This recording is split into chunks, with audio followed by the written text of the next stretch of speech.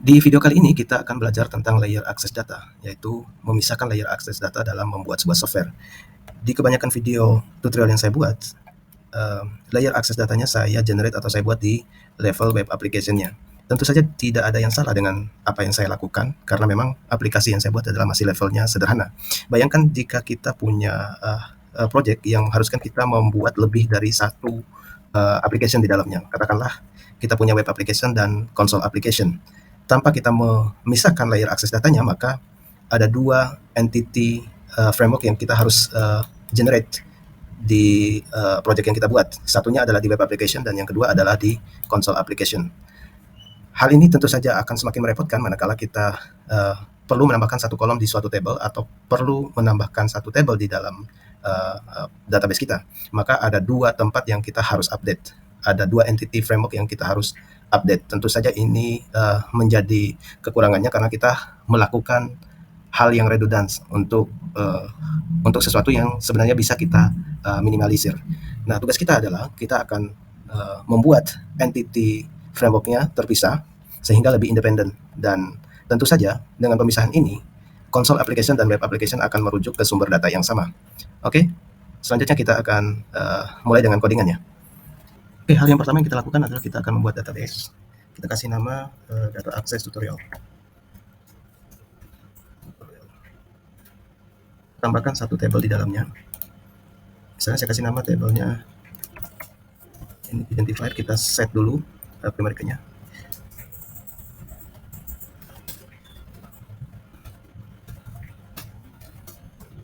Name. Simpan dengan nama employee. Oke, kita klik OK. Tahapan selanjutnya adalah kita buka Visual Studio kita. Terus kita create new project. Saya ketik di sini blank solution. Oke, saya next. Saya kasih namanya data access tutorial. Oke, next. Kemudian di dalamnya kita akan tambahkan satu project. Yang kita buatkan adalah layer access datanya. Saya ketik kelas. Di sini saya pilih kelas library yang ini. Next. Namanya saya kasih app.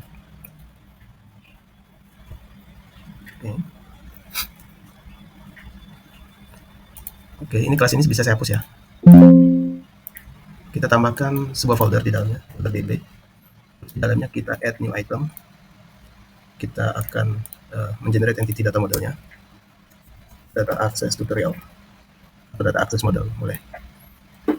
Oke, new connection.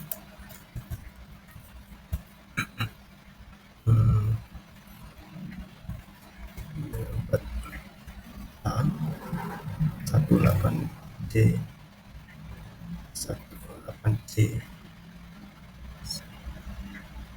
B4A 8C 1C. Oke. Kita pilih database yang tadi kita buat. Kebalik. Kita pilih database-nya data access tutorial. Terus kita OK. Kita include di web config connection-nya. Ini saya uncheck.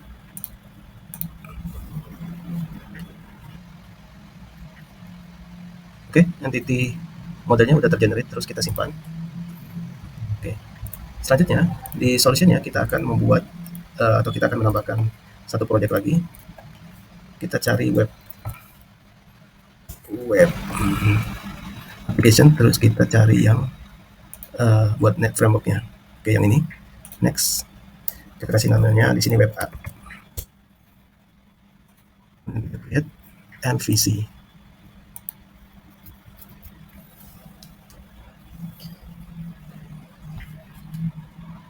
Oke, ini sudah berhasil terbuat kan atau tergenerate web app-nya. Sebelumnya kita harus kembali dulu ke table kita atau ke database kita, terus kita insertkan data sampel di dalamnya. Oke, saya print new ID, print date.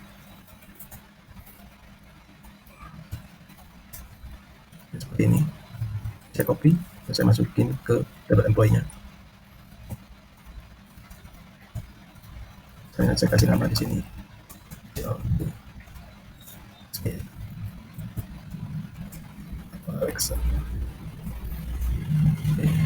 Kembali ke Visual Studio kita, dan di controller home di bagian indeksnya kita akan get data dari table employee.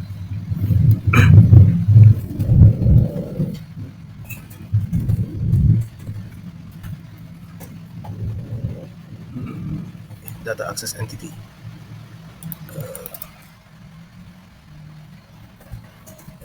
Oke, ada yang salah. Kita perlu meng-add reference layer akses datanya ke web application kita. Caranya adalah di reference ini kita klik kanan add reference, terus kita cari project, terus kita cek ini add data layernya. Oke, ini harusnya sudah masuk datanya ini. Oke, terus di sini kita baru bisa memanggil entity-nya. Entities. Harus saya build dulu. Sorry.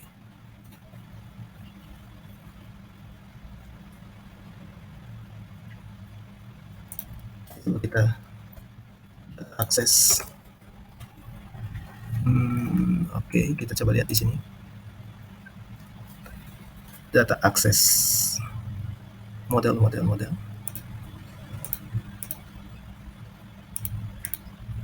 Data access tutorial entities. Oke. Seperti ini. DB new access entities. Di sini akan mendapatkan atau mengambil list daripada employee-nya. Namanya adalah db.employees.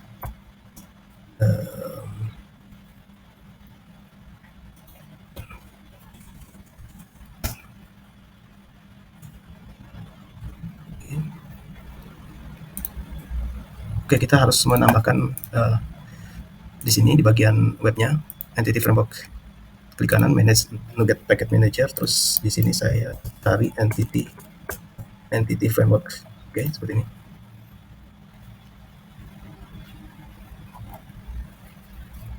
Ada typo di sini, sorry.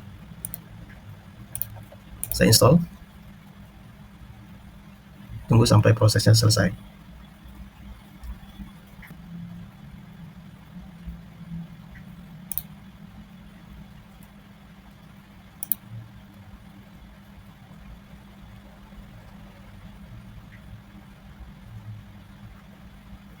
Oke, harus sudah terinstall. Tugas selanjutnya adalah kita akan tadi saya lupa mengambil connection-nya untuk kita tempel di web config si web application-nya. Oke, kita tempel di sini bisa. Kembali ke controller home. Oke. Employees.toList. Sini kita lempar ke view-nya. Ke view, terus kita go to view.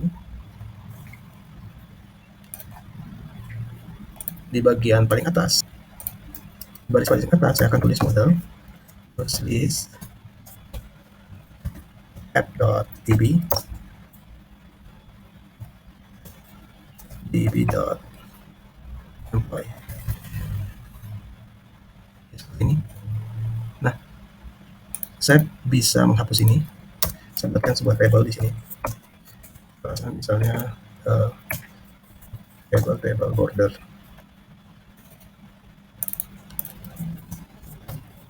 Ya, D-nya.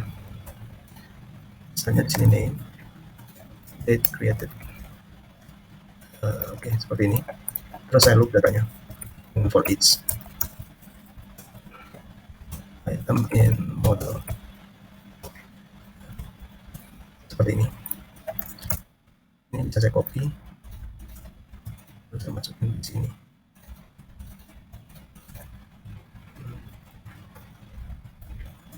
.name sini item.date created .toString, misalnya DMM.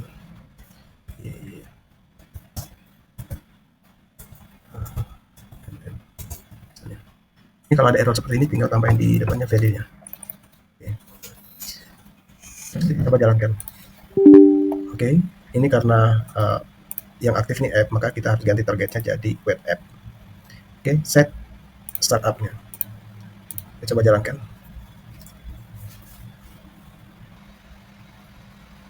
Oke, datanya berhasil terambil ya. Oke, kita balik ke Visual Studio, kita tambahkan satu project lagi di dalamnya, console application. Oke, console application yang ini. Misalnya my console. Lihat. Hal yang sama, kita akan menambahkan entity framework-nya. Yang pertama, kita add dulu ini ya, data access layer-nya. Yang kedua, kita klik kanan manage nugget manager-nya, terus kita tambahkan entity framework. Entity framework.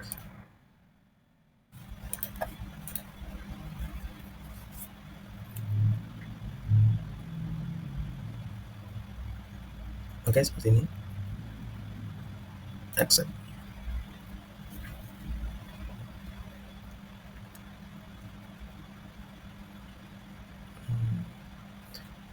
Oke, kita ambil koneksi database-nya, terus kita tempel di config console application kita.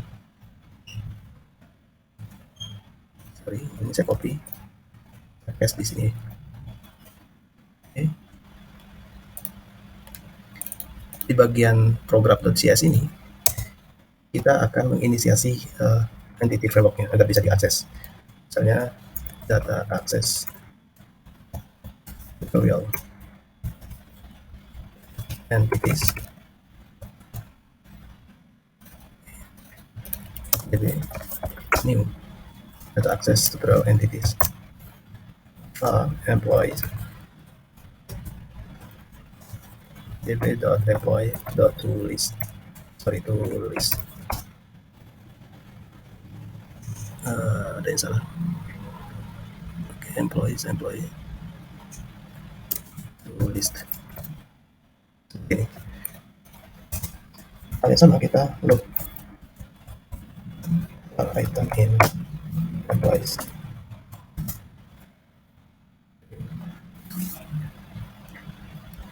Misalnya di sini console write line. Saya kasih di sini name plus item dot name. Terus saya kasih di sini baris berikutnya ada created. Oke, that created dot value ya, value dot toString.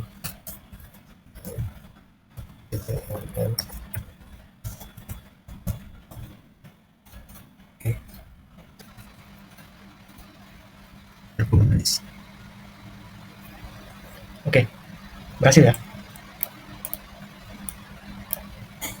Kita close. Nah, tugas selanjutnya adalah kita akan coba simulasi untuk menambahkan satu kolom di sini. Misalnya saya kasih gender terus datanya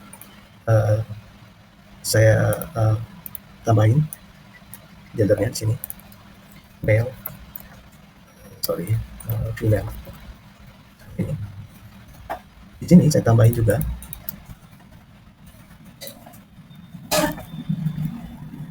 item.gender. Ini belum bisa akses ya, karena kita belum merefresh data access layer-nya untuk entity framework-nya. Caranya adalah kita ke EDMX file-nya. Ini kita bisa hapus. Kita regenerate lagi dengan klik kanan update model from database. Oke, gendernya udah masuk ya, simpan. Oke, kita kembali ke konsolnya. Terus kita gender sini. Oke, otomatis masuk ya. Terus sini juga kita tambahin satu. Sini misalnya gender. Sini gender. Oke. Kita ke konsol dulu, kita jalankan.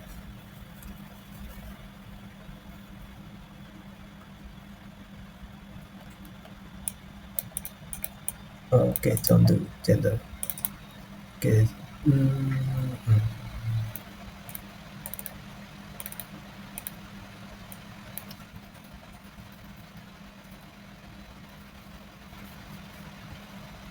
Oke.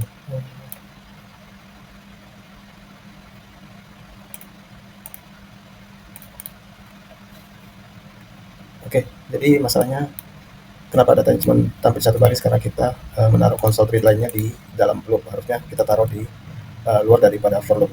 Oke, demikian tutorial singkatnya. Selanjutnya kita akan berjumpa di tutorial-tutorial yang selanjutnya. Terima kasih.